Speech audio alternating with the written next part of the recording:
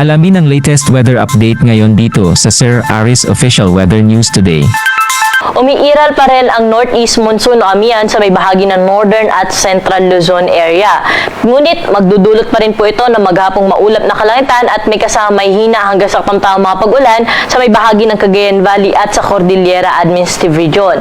Samantala sa Ilocos Region, pati na rin po sa may central Luzon area, ay posible pa rin po sila makaranas na may hina mga pag-ulan o mga pag-ambon, epekto rin po ito ng amihan. Samantala sa bahagi naman po ng Mindanao at umaabot po yung kaulapan pati dito sa may Palawan area ay inaasahan po natin na makakaranas po ng mga pag-ulan din dala po na intertropical convergence zone. Posible po sa Mindanao at sa Palawan ang mga kalat-kalat na mga pag-ulan, mga pagkidlat at pagkulog. Kaya doble ingat po sa ating mga kababayan lalo na yung nakatira sa mga low-lying areas at sa bulubunduking lugar dahil yung mga pag-ulan na ating inaasahan na dala na itong IPZZ ay posible po magdulot ng mga pagbaha at mga pagguho ng lupa. Samantala, easterlies naman yung nakaka-apekto sa nalalabing bahagi pa ng ating bansa at itong easterlies may dala din pong mga scattered rain showers and thunderstorms lalo na sa may bahagi ng Quezon at sa bahagi po ng Bicol region. Kaya ngayong gabi ay may pag-ulan po tayong inaasahan sa mga nabanggit na lugar kaya doble ingat din po sa ating mga kababayan. Pero dito sa Metro Manila, pati na rin po sa nalalabing bahagi pa ng Luzon, pati na rin sa buong bahagi ng Visayas, ay generally fair weather condition po yung ating naasahan. Ngunit, posible pa rin po yung mga thunderstorms ngayong hapon hanggang mamayang gabi. Wala lang po tayo minomonitor ngayon ng low pressure area o bagyo na posible makaapekto sa ating bansa. Para po sa magiging lagay ng ating panahon bukas, dahil pa rin sa amihan ang bahagi ng Cordillera, pati na rin po itong Cagayan Valley, ay makulimlim pa rin ang panahon bukas na may kasamang mahihinang mga pag-ulan. Ilocos Region and the rest of Central Luzon o sa may Central Luzon area, generally maaliwalas po ang panahon bukas at kung may mga pag-ulan man, ay mga isolated at may hina lamang po ito o mga pag-ambon.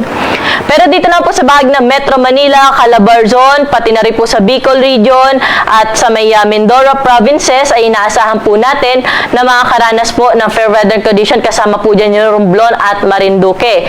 Dahil po sa may bahagi ng Palawan, may mga scattered rains pa rin po tayong inaasahan. At kung may mga pag-ulan na po tayong maranasan dito sa Metro Manila bukas ay panandalian at may hinang mga pag-ulan lamang, dala pa rin po ito ng easterlies. Temperatura natin bukas dito sa Kamaynilaan ay mula 25 to 31 degrees. Sa Tagaytay ay 22 to 29 degrees Celsius. Sa may Baguio City, agwat ng temperatura natin bukas 17 to 24 degrees. At sa may bahagi ng Lawag naman ay 25 to 32 degrees Celsius. Sa Tugigaraw, dahil makulimlim ang panahon bukas, maglalaro lamang sa 24 hanggang 29 degrees ang agwat ng temperatura. At sa may Legazpi City, 25 to 31 degrees Celsius. At nabanggit ko nga ho, dahil sa intertropical convergence zone, ang bahagi ng Palawan, pati na rin po ang Calayan Islands, ay maulap ang kalangitan pa rin bukas at may mga kalat-kalat na mga pag-ulan. At 25 o 26 degrees Celsius hanggang 31 degrees, hinasaan po natin na agwat ng temperatura. Dumako na po tayo sa mga kababayan natin sa Kabisayaan na kung saan by tomorrow ay improving o maaliwala sa panahon po yung inaasahan natin dyan. At kung may mga pag-ulan man ay isolated lamang po ito, dala pa rin po ng easterlies. At may mga babala o mga thunderstorm advisories naman tayong nilalabas sa ating social media accounts. Temperatura po natin bukas sa Iloilo ay mula 26 to 32 degrees, Metro Cebu 26 to 30 degrees Celsius at sa Tacloban 25 to 31 degrees Celsius.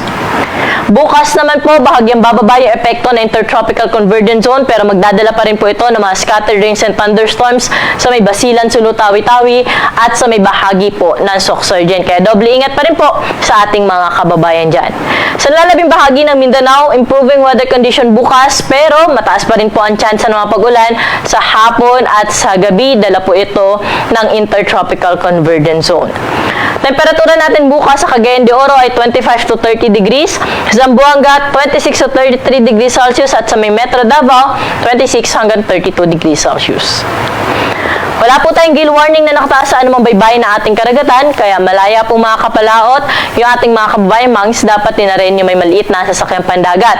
Ngunit pinag-iingat po natin yung ating mga kababayan na maglalayag sa may baybayin ng Northern Luzon area dahil posible pa rin po dito yung moderate to rough na sea condition. Para po sa ating 3-day weather outlook sa mga pangunahing syudad ng ating bansa, particular na po dito sa Luzon, sa may Metro Manila, generally fair weather condition o maliwalas yung panahon natin over the weekend hanggang Lunes po ito. At kung may mga pag-ulan man ay isolated cases lang at mga panandali ang buhos lamang, dala ng localized thunderstorm. Sa Baguio City, patuloy na maliwalas yung panahon, ngunit may mga tsansa na mga pag-ambon, dala po ng amihan. Pero sa bahagi ng Legazpi City, nakikita po natin hanggang Lunes ay maulap po yung kalangitan dyan at may mga kalat-kalat na mga pag-ulan, pagkidlat at pagkulog. Posibleng dulot po ito ng easterlies at posible in the coming days din po or early next week ay maapektuhan din sila ng shear line. Kaya pinaghahanda po natin yung ating mga kababayan sa bahagi ng Southern Luzon area dahil maulan na panahon po yung ating naasan dyan by next week. Dumako na po tayo sa mga key cities natin sa Kabisayaan, partikular na Metro Cebu, Iloilo at sa Tacloban City. Dito sa Metro Cebu at sa Iloilo, for the next 3 days, wala po tayong naasahan na malawakang mga pag-ulan, kaya magpapatuloy yung maranasan po nilang maaliwalas na panahon, maliban sa mga thunderstorms sa hapon at sa gabi. Pero sa Tacloban, pagdating nga po ng Lunes, ay posible po ito maapektuhan ng shear line. Kaya po inaasahan natin ang mga kalat-kalat na mga pag-ulan, mga pagkidlat at pagkulog.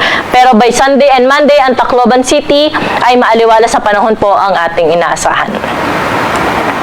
Sa bahagi naman po ng Mindanao, for the next 3 days, inaasahan natin na hihina po o mawawala po yung epekto ng Intertropical Convergence Zone. Kaya Sabado, Linggo hanggang Lunes ay maaliwala sa panahon yung ating naasahan sa buong bahagi po ng Mindanao, particular na din dito sa Metro Davao, Cagayan de Oro at Zamboanga City. Kung may mga pag-ulan man po tayong maranasan, ito po ay isolated lamang, dala pa rin po ng mga localized thunderstorm. At yun nga po, meron tayong nilalabas sa mga thunderstorms advisories, pinupost natin sa ating website, pati na rin po sa ating social media accounts. At ang araw natin dito sa Kamaynilaan ay lulubog sa gam na 5:28 ng gabi at muli itong sisikat bukas na 6:11 ng umaga.